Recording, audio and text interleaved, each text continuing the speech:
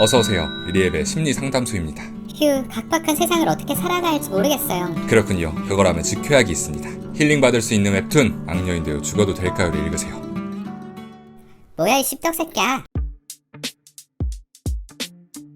안녕하세요, 리앱입니다. 오늘은 코미코에서 연재 중인 웹툰 악녀인데요 죽어도 될까요 가져왔습니다. 8월 15일부터 연재를 시작한 신작인데요. 하이마이디어 작가님의 동명의 웹소설이 원작이에요. 워낙 유명한 작품이라 아시는 분들은 아실 겁니다. 유려한 필력에 적절한 개그 덕분에 술술 읽을 수 있고 세세한 감정 묘사 덕에 눈물 콧물 다 빼게 한다는 명작. 그 매력을 웹툰으로 고스란히 옮겨왔습니다. 아니, 빼어난 작화, 적절한 연출로 더 큰 감동을 느낄 수 있게 재현했다고 하는데요. 과몰입 불러오는 등장인물들의 촘촘하고 감동적인 서사, 트라우마를 극복하며 성장하는 캐릭터를 통해 위로를 건네는 웹툰 악녀인데요 죽어도 될까요? 줄거리부터 매력까지 하나씩 짚어보겠습니다. 우리 불쌍한 주인공은 한평생 아픈 동생만을 위해 살아왔습니다. 직업도 공부도 모두 동생을 위해서 했을 뿐 스스로 좋아하는 게 무엇인지 알지도 못해요. 억울한 건 피가 섞인 동생도 아니었습니다. 주인공은 입양된 딸이었거든요. 집안의 분풀이 대상으로 맞고 굶고 학대만 받다가 동생이 죽자 집안에서도 내쫓겨 길바닥 신세에 처합니다. 결국 회의감에 스스로 목숨을 끊었는데 갑자기 동생에게 읽어주던 삼류 소설 속 시한부 악녀 셀리나에 빙의합니다. 질투심과 자격지심의 악행을 저지르다 감옥에서 홀로 비참한 처우를 맞이했던 셀리나. 이번 생엔 고독 속에 죽고 싶지 않아 주인공을 부른 걸까요? 얼마나 힘들었으면 비슷한 처지인 자신을 불렀을까? 셀리나의 소원을 들어줄 겸 열심히 살아야지 다짐했다가 두 컷만에 취소. 이미 지칠 대로 지친 주인공은 원치 않게 빙의한 몸에서 열심히 살고 싶지 않았죠. 대충 셀리나가 잘못한 사람들한테 사과하고 좋은 이미지일 때 하직하자 귀찮은 인생 다시 한번 제 손으로 끝내려 했는데 이번에 소설 속 남자들에게 계속 구해집니다. 이제 애정어린 24시간 감시에 죽고 싶어도 못 죽는 상황. 그런데 삭막한 그의 인생에도 희망이 생기는데요. 자신을 진심으로 걱정해주는 가족과 친구가 있던 걸 깨닫고 사랑하는 사람이 생기며 삶의 의미를 찾아갑니다. 하지만 원래 시한부였던 악녀에게 서서히 죽을 날이 다가오고 셀리나는 죽음을 피할 수 있을까요? 진짜 죽음을 앞뒀을 때 삶의 소중함을 깨달아버린 셀리나의 이야기 악녀인데요 죽어도 될까요? 리뷰입니다.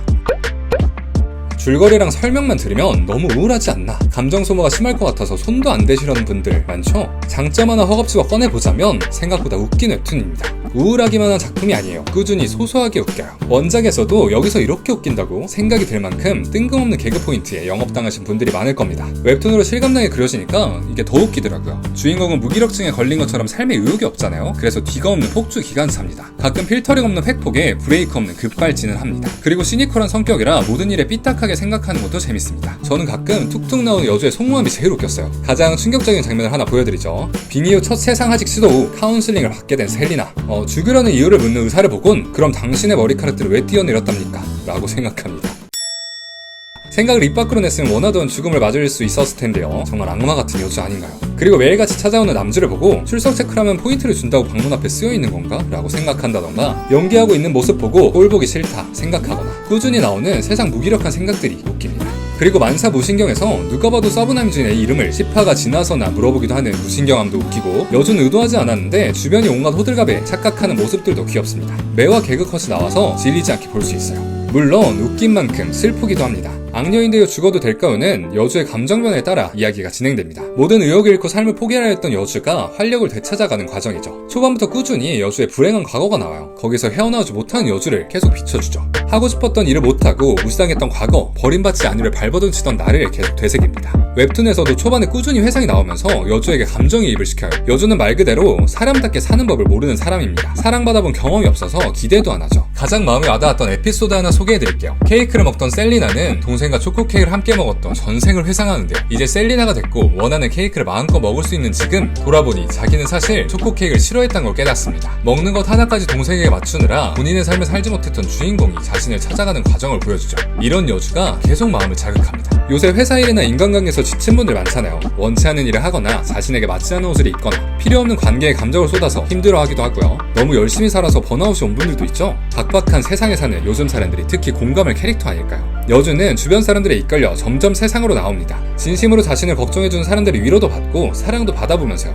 이때 눈물 한바탕 왈칵. 꼬였던 감정이 풀어지고 무뚝뚝한 여주가 웃기 시작할 때 보는 우리도 함께 힐링이 되고 웃음이 난답니다. 여주와 함께하는 남주들의 감정 변화도 맛있습니다. 남주는 둘, 은발의 긴 머리 플러스 보라색 눈을 가진 기사 루카스와 백금발의 초록색 눈 셀리나 직속하인 에이든이 있습니다. 특히 에이든의 서사가 맛있는데 거리에서 주어져 노예에 가까운 취급을 받고 감정 쓰레기통 역할을 했지만 어떻게든 살아남기 위해 셀리나의 곁에 붙어있던 인물 빙의하기 전 주인공과 비슷하죠. 선택할 수 없는 삶을 살았습니다. 그래서 여주는 에이든에게 마음이 갑니다. 감정이입해서 위로해주고 가까워지죠. 그렇게 서로 구원해주는 쌍방 구원 서사예요. 루카스도 진심으로 여주를 응원하는 캐릭터입니다. 철저하게 계산적인 성격이지만 여주 앞에서만큼은 솔직합니다. 위태로워 보이는 여주에게 호기심이 생겨서 지켜보다 입덕 부정 좀 거치고 푹 담궈지죠. 두 남주 모두 무뚝뚝하고 시니컬한 여주의 태도에 감기는데 블루판 정석 클리셰죠. 이제 무슨 수작이지? 느낌으로 빠지기 시작합니다. 마음을 알아채고 나선 여주를 두고 미묘한 신경전까지 벌입니다. 이게 바로 떡줄 사람은 생각도 없는데 김치국으로 마시는 걸까요? 여준 항상 이런 표정으로 지켜보고 있는데요. 매력적인 두 남자 중에 찐남준 누구일까요?